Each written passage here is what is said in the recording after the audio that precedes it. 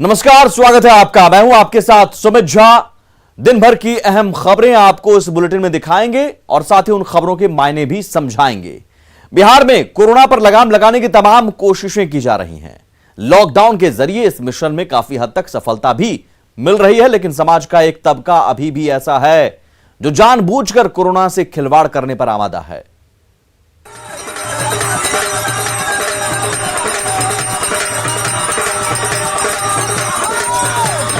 हाय रे बिहार, ऐसे कैसे बचेगा बिहार? ऐसे कैसे जिएगा बिहार का लाल? क्या समझ रहे हैं इस तरह के छम छम से कोरोना को हरा देंगे, या कोरोना से भिड़ने की पूरी तैयारी कर रखी है आप लोगों ने?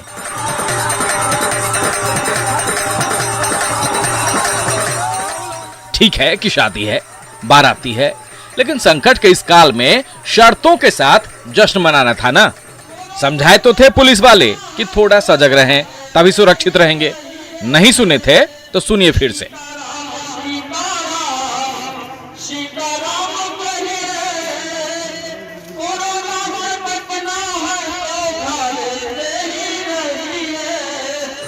कोरोना से बचने की अपील तो समझ नहीं रहे, उल्टे चुनौती दे रहे हैं कोरोना को कि आ कोरोना मार, मुझे मार।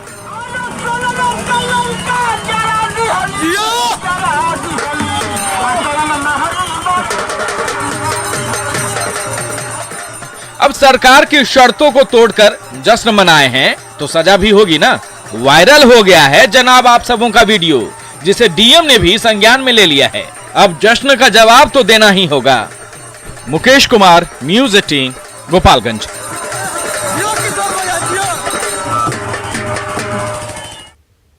और खबर तो समझिए, कोरोना चेन को तोड़ने को लेकर बिहार में 25 मई तक लॉकडाउन है। इस लॉकडाउन को बढ़ाने का भी फैसला हो सकता है, लेकिन इस बीच शादी समारोह में डीजे और बैंड बाजे के साथ ही बारात जुलूस निकालने पर रोक है।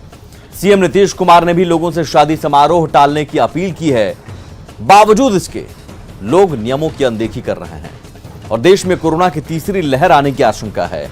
ऐसे में इससे निपटने को लेकर सरकार के साथ साथ आम लोगों की भी जिम्मेदारी है, क्योंकि आप सतर्क रहेंगे तभी कोरोना को हरा पाएंगे। और सतर्कता कम से कम इस तरह की तस्वीरों में नजर नहीं आती है, और बिहार में इस तरह की तस्वीरें आए दिन सामने आती हैं। लॉकडाउन में हर जगह पुलिस की तैनाती है और बेवजह बाहर निकलने वालों पर कार्रवाई भी हो रही है, लेकिन कुछ लोग पुलिस से उलझ रहे हैं। पटना के इनकम टैक्स चौराहे पर कुछ ऐसी ही तस्वीर दिखी, जहां बाइक सवार चालान काटने के बाद पुलिस से बहस करने लगा। बिहार में लॉकडाउन लागू है, ऐसे में हर जगह पुलिस की सख्ती देखने को मिल रही है। खासकर इनकम टैक्स चौराहे पर पुलिस की गतिविधि हमेशा तेज नजर आती है। सुबह से रात तक देख सकते हैं पुलिस चेकिंग में जुटी रहती है और कई ऐसे लोग हैं जिनका चालान काटा जा रहा है। जरा पूछते हैं, लगातार बहस की जा रही है यहाँ पर। हम इधर उधर नहीं जा रहे हैं, घर जा रहे हैं। लड़की वाले घर गए थे, लड़के वाले को सामान पहुँचाने के लिए, और पहुँचाने घर जा रहे हैं। 5 आदमी कहाँ थे? 2 आदमी था, हम लोग तो पैदल जा रहे हैं। क्या नाम हुआ आपका? मैं तौफीक आलम। क्या लग रहा है पुलिस वाले रोक रहे हैं आप लोग को? किस लिए लग रहे हैं तो आप लोग न जानिएगा। लॉकडाउन है ना, लॉकडाउन है तो आदमी कुछ ही करेगा ना आदमी भैया। लड़का को लॉकडाउन में तो ब्याह नहीं हो सकता है, दिन तारीख रखा हुआ है, लेकिन तो ब्याह तो परमिशन लेना पड़ता है। परमिशन लिया जाए, इसलिए तो वहाँ कैंसिल करने गए थे। सकते हैं कि अभी लॉकडाउन लागू है, ये लोग कह रहे हैं कि हम लोग के यहाँ शादी थी और कैंसिल कराने के लिए बाहर निकले थे। जरा पुलिस वाले उनसे बात करते हैं, क्या कह रहे हैं ये लोग? ये लोग तो झूठ बोल रहे हैं। एक गाड़ी है, 5 आदमी हो गए तो हम कैसे मान ले? कितना कटेगा चालान? चालान जो नियम के अनुसार चालान कटेगा। कितना कटता है? कम से कम 2000। देख सकते हैं पुलिस अधिकारी हैं और यहाँ पर किस तरह से परिवार वाले लगातार हुज्जत कर रहे हैं। तो ये कहीं न कहीं बहस का सिलसिला लगातार जारी रहता है। लोग लॉकडाउन में बाहर निकलते हैं, अगर कागजात नहीं है, किसी के पास वजह नहीं है, तो पुलिस चालान काट रही है। यानी 2000 रुपए का भी चालान कटेगा। तो इधर आप देखिए कि किस तरह से लगातार चेकिंग अभियान जारी है। यानी न्यूज़ 18 एक बार फिर से आपसे अपील कर रहा है कि बिहार में लॉकडाउन लागू है और लॉकडाउन का आप सख्ती से पालन करें, वरना यूं ही आपको चालान भरना पड़ेगा। कैमरामैन सुबोध के साथ रजनीश कुमार, न्यूज़ 18 पटना। खबर तो समझिए, कोरोना गाइडलाइन का पालन करना हम सभी के लिए जरूरी है, क्योंकि हम सभी के प्रयासों से ही कोरोना हारेगा। कोरोना की दूसरी लहर को देखते हुए बिहार सरकार ने 25 मई तक लॉकडाउन लगाया है और लॉकडाउन का असर भी दिखा। लॉकडाउन के बाद संक्रमण दर में काफी कमी आई है। बिहार में लॉकडाउन के पहले 5 मई को 14,794 नए संक्रमित मिले थे। रिकवरी रेट तब 78.03% थी। एक्टिव केस की संख्या 1 लाख से ऊपर थी, 1,10,000। लेकिन लॉकडाउन के बाद आंकड़े तेजी से कम हुए हैं। बीते 24 घंटे में महज 4,002 नए मरीज मिले हैं। इसलिए लॉकडाउन की अहमियत को समझिए और जरूरी है कि लॉकडाउन के नियमों का पालन कीजिए। और पुलिस अपनी ड्यूटी करती है, लॉकडाउन के नियमों का पालन कराती है। गिरिडीह में लॉकडाउन की जमकर धज्जियां उड़ी। कोरोना संकट के बीच ऑर्केस्ट्रा का आयोजन किया गया। रात भर कान फाड़ू गाने पर डांस चला। लेकिन न्यूज 18 पर खबर चलने के बाद पुलिस बौखला गई। देवरी थाना प्रभारी संतोष मंडल ने न्यूज 18 के रिपोर्टर को देख लेने की धमकी दी।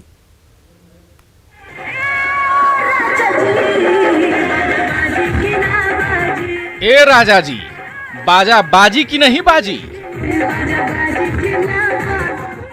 कि धुन ऐसे बजी कि कोरोना के नियम और कायदे उड़ गए।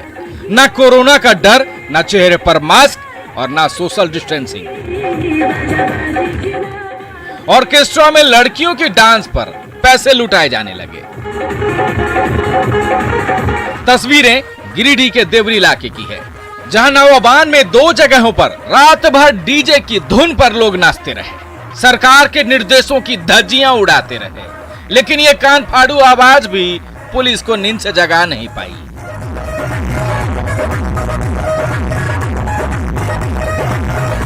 सरकार की गाइडलाइन ठुमके में उड़ते रहे, लेकिन पुलिस घोड़े बेचकर सोती रही। ऑर्केस्ट्रा में लोगों की भीड़ थी, लेकिन ना किसी के चेहरे पर मास्क था और ना ही सामाजिक दूरी का ख्याल। लेकिन पुलिस बेखबर थी। लेकिन न्यूज 18 पर जैसे ही ये खबर चली, गहरी नींद से जागी पुलिस बौखला गई। देवरी थाना प्रभारी संतोष मंडल ने न्यूज 18 के रिपोर्टर को फोन कर न्यूज चलाने पर देख लेने की धमकी दी। हालांकि एसपी ने पूरे मामले की जांच कर कार्रवाई का भरोसा दिलाया। लेकिन सवाल ये कि जिन पर नियम कानून का पालन कराने की जिम्मेदारी है, अगर वो ही अपनी जिम्मेदारी ठीक से नहीं निभाएं और जब हम ऐसे अधिकारियों को बेनकाब करें, तो कार्रवाई के बजाय मीडिया को धमकी दी जाती है। क्या ऐसे थानेदार पर कार्रवाई होगी? Ejaz Ahmad, news 18, Giridih.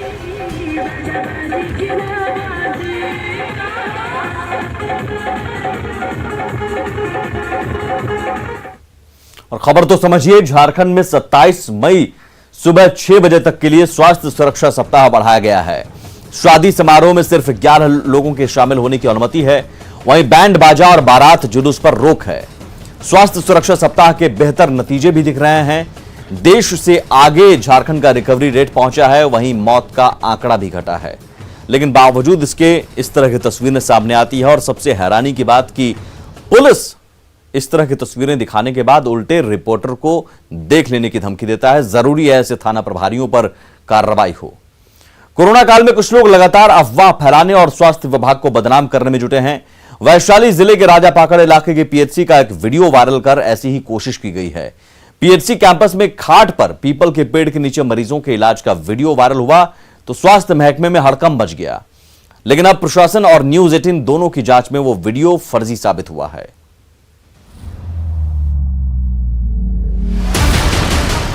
APHC campus में खाट पर पड़े मरीज और पेड़ से टांग कर स्लाइन चढ़ाने की ये तस्वीरें जिस किसी ने भी देखी, वो बिहार की स्वास्थ्य व्यवस्था पर सवाल खड़े करने लगा। मगर अब वीडियो बनाने वाले ही कटघरे में खड़े हैं, क्योंकि वैशाली जिले के राजापाकड़ इलाके के चक सिकंदर प्राथमिक स्वास्थ्य केंद्र कैंपस के बनाए गए इस वीडियो से जुड़ा हर दावा जांच में झूठा साबित हुआ है। लोकल डॉक्टर को बुला के इलाज किया गया। ये सब फैब्रिकेटेड है, टोटल माने गलत है। जो हम जांच में पाई गई है एक गलत चीज है, सबका माने कि बनावटी किया गया है। दावा यह किया गया था कि एपीएचसी में डॉक्टरों के नहीं आने के चलते इलाज के लिए आए मरीजों का मजबूरी में एक झोला छाप डॉक्टर ने इलाज किया। उन्हें ऑक्सीजन के लिए पीपल के पेड़ के नीचे लिटाया गया, जहां स्लाइन चढ़ाई गई। मगर मामले की जांच के बाद प्रशासन की तरफ से जारी ये रिपोर्ट देखिए, जिसमें कहा गया है कि 19 मई को जिस दिन ये वीडियो बनाया गया, उस दिन स्वास्थ्य केंद्र इसलिए नहीं खुला था क्योंकि कोरोना के चलते यहाँ के डॉक्टर दूसरे अस्पताल में प्रतिनियुक्त थे। और जिन दो व्यक्तियों राजनंदन राय और विंदेश्वरी राय का स्लाइन के साथ वीडियो बनाया गया, मेडिकल जांच में पाया गया कि उन्हें ऐसी कोई बीमारी नहीं जिसमें स्लाइन चढ़ाने की जरूरत हो। स्थानीय मुखिया के पति इन्हें लाकर यहां खाट पर लिटा दिया और बगल में स्लाइन की बोतल टांग दी। ये वीडियो जानबूझकर गलत मंशा से तैयार किया गया। प्रयास कर रहे हैं खोलने का। करीब 19 तारीख के एक फोन आया था, तो वही मैंने कि क्यों नहीं खुल रहा उसको दिखाने के लिए ऐसा किया गया। वहीं मामले की पड़ताल करते हुए न्यूज 18 की टीम ने जब वीडियो में मरीज के तौर पर दिखाए गए राजनंदन राय से बात की तो उन्होंने भी यही बात कही। मुखिया पति राजीव जी आ गए थे तो पूछल हमरा से जो कैला छै पता की भेलो क्योंकि वो इसे बड़ा दर्द भेल है, बड़ा दर्द भेल है हमरा। ओहे कोनो के बोलल थी जे को तो बोलल थी से हमरा पानी चढ़ा देला, एक बजे के बोतल पानी टांग देला और 2 गोली अपना भेज में से काट कर देला। अच्छा क्या देला पता हाथ की टफ्ती समय जब बितलाई एक आधा बोतल पानी चढ़ गई चाहे मैं थोड़ा छोटी। अच्छा, इसका मतलब कि आपका जो पानी चढ़ाया था वो अस्पताल का कोई लोग नहीं चढ़ाया था, कोई बाहर का दूसरा लोग था? हाँ हाँ हाँ। और उस दिन अस्पताल बंद था? तो अस्पताल बंद था। सच आप खुद समझ सकते हैं कि क्या आधे घंटे जैसे तैसे स्लाइन चढ़ाकर किसी का इलाज किया जा सकता है। लिहाजा न्यूज 18 ने वीडियो बनाने वाले शख्स और स्थानीय मुखिया के पति राजीव रंजन की तलाश शुरू की, जो अब खुद को सही साबित करने के लिए इधर उधर की बातें कर रहा है। हम लोग गांव गवई में रहते हैं, हम लोग इस चीज को जानते हैं कि पीपल के गाछ ऑक्सीजन देता है। अभी जिस तरह का महामारी सर चला हुआ है कि अच्छे लोग ऑक्सीजन लेवल के कारण डेथ कर जाते, अच्छे लोग, हम हो या कोई हो। हमारे दोस्त एक थे जवान, ऑक्सीजन के कारण मेरे साथ में मर गए। आखिर हमको महसूस हुआ कि नहीं इनका ऑक्सीजन लेवल बेचैनी था। बिल्कुल हम समझ गए, लेकिन आपको नहीं लगता है कि एक अस्पताल प्रांगण जो बंद था उसके अंदर अगर इस तरीके से घटना घटेगी, कोई फोटो वायरल होता है, वीडियो वायरल होता है, तो सवाल अस्पताल प्रबंधन पे खड़ा होगा, तो इसके पीछे कुछ और भी तो मंशा हो सकती है। हम सीधा सवाल कर रहे हैं। देखिए सर, एक वो अस्पताल के छोड़ दी ना, सदर हॉस्पिटल में कल आप ही का टीवी के माध्यम से देखे हैं कि यहाँ एम्बुलेंस के लोग ठेल रहे हैं, उस पर तो सवाल खड़ा कम हो रहा है। किंतु हम गरीब को वहाँ ला करके घर के नज़दीक, मेरे पंचायत के नज़दीक में हॉस्पिटल है, जगह पूरा हवादार था, पीपर के गाछ था, हम इलाज करा दिए तो सवाल खड़ा हो ही गया। मुखिया पति के मुताबिक उसने कुछ भी गलत नहीं किया है, मगर हमारी पड़ताल में भी इसका कोई दावा सही नहीं पाया गया। आनंद अमृतराज, न्यूज 18 वैशाली। और खबर तो समझिए, दरअसल अप्रैल महीने से ही चक सिकंदर एपीएचसी बंद था क्योंकि डॉक्टरों की ड्यूटी बड़े अस्पतालों में लगाई गई थी। मुखिया पति ने एपीएचसी खुलवाने की कोशिश की, अधिकारियों से बात करने पर भी एपीएचसी नहीं खुला। मुखिया पति ने फर्जी वीडियो बनाकर फिर वायरल कर दिया, जिसकी सच्चाई आपने देखी। आगे बढ़ते हैं। लॉकडाउन के दौरान मुजफ्फरपुर के लीची किसान परेशान थे। इस बीच रेलवे ने किसानों की परेशानी को खत्म कर चेहरे पर मुस्कान ला दी है। रेलवे अब मुजफ्फरपुर की लीची को मुंबई पहुंचाने का जिम्मा लिया है। बिहार में लगे लॉकडाउन के कारण मुजफ्फरपुर के लीची किसान परेशान थे। उन्हें टेंशन था कि आखिर वो लीची कैसे और कहां बेच पाएंगे।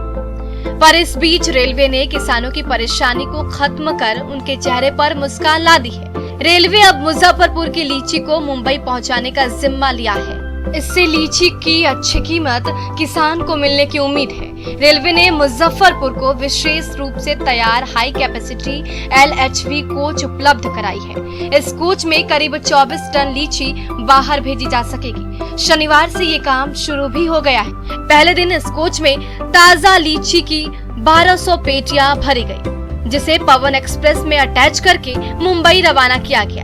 इस साल करीब 40,000 टन लीची के उत्पादन की उम्मीद है। पहली बार बिहार लीची उत्पादक संघ को ये डिमांड VP मिला है और इससे बहुत सहूलियत हुई है।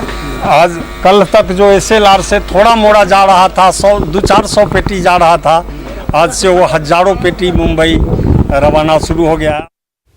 खबर तो समझिए, साल 2017 तक मुजफ्फरपुर की लीची मुंबई जाती रही है, लेकिन साल 2018 में रेलवे पार्सल से लीची की ढुलाई बंद हो गई थी।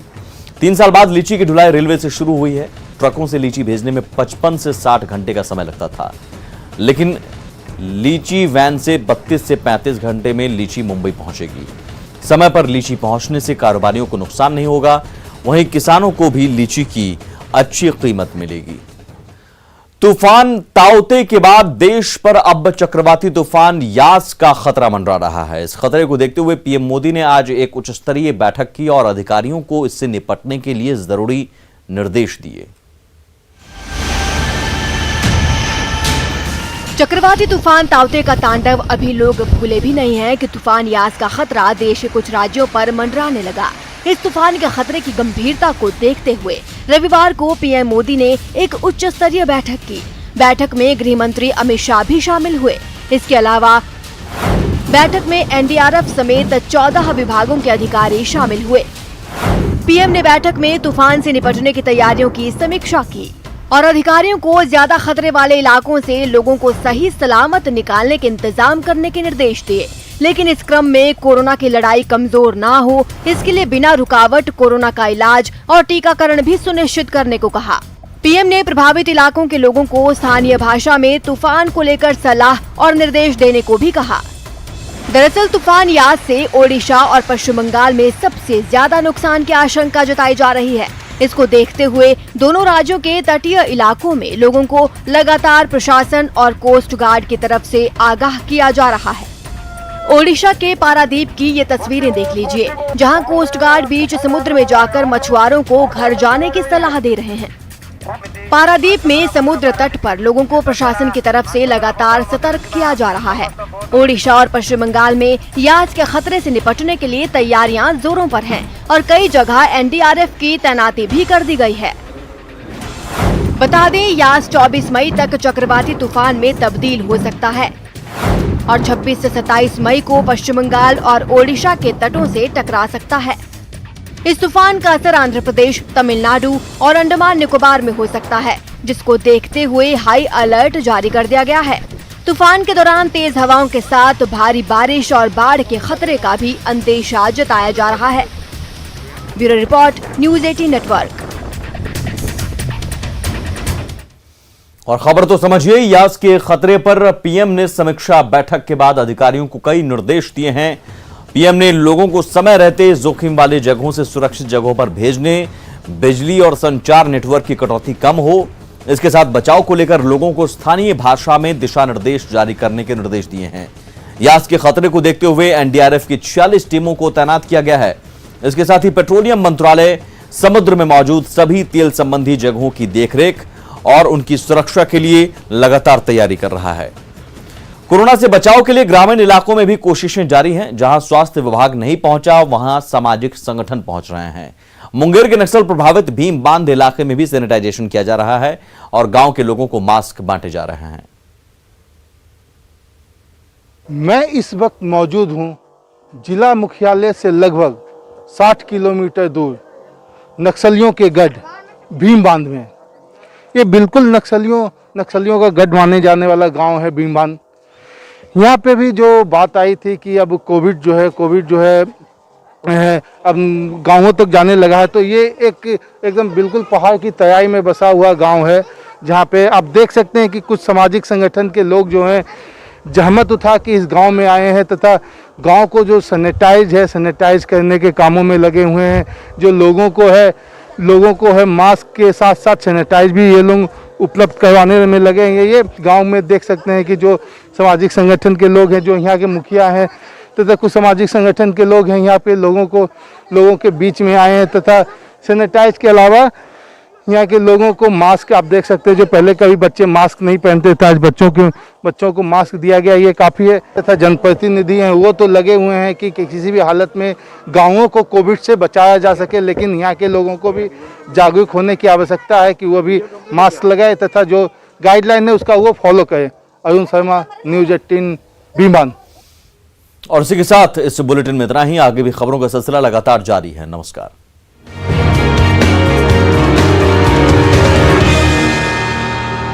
Headline presented